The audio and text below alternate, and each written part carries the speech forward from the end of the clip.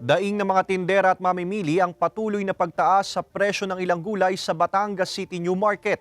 Ang mataas na presyo ng gasolina naman ang posibleng nakaapekto sa presyo ng gulay ayon sa pamunuan ng palengke.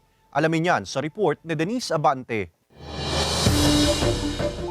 Mag-aalas 8 pa lamang ng umaga kanina pero halos wala nang makikitang mamimili sa Batangas City New Market. Ganito na raw ang araw-araw na nararanasan ng ilang mga tindera tulad ng 57 anyos na si Aling Susan. Kaya ang pakulo niya para makahikayat ng mga mamimili, sumayaw habang nagbebenta para raw mabawasan ang stress.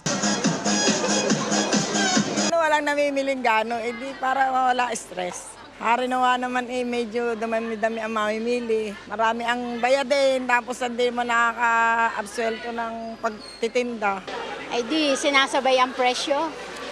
Kasi pag mataas ang presyo mo, hindi ka mabibilan. Lampasan ang tao. Bahagya kasing tumaas ang presyo ng ilang mga mabibiling gulay sa pamilihan mula noong nakaraang linggo. Ang repolyo na dating 100 kada kilo, ngayon ay nasa 150 pesos na. 20 hanggang 30 pesos naman ang itinaas ng presyo ng patatas at pechay bagyo na ngayon nasa 220 at 100 pesos kada kilo. May pagbaba naman sa presyo ng sibuyas. Mabibili na lamang ito ng 100 hanggang 140 pesos mula sa dating 160 pesos. Ayon sa pamunuan ng pamilihan, ang mataas na presyo ng gulay ay posibleng epekto ng mataas na presyo ng langis. Galing pa yan sa Baguio, dadaling sa Tanawan, so ilang salin ba yan?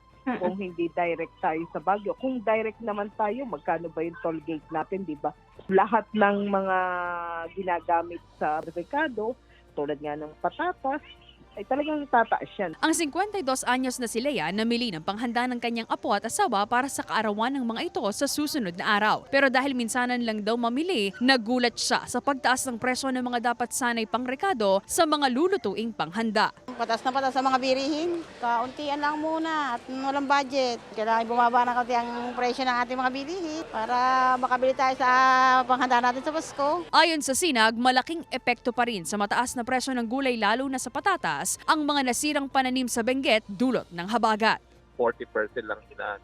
So ito expected up to November, ganun pa rin kataas yung patatas. Pero hopefully yung mga ibang vegetable by November, bababa na yung presyo. Kasama si Kel Ravaca, Denise Abante, Balitang Southern, Tagalog.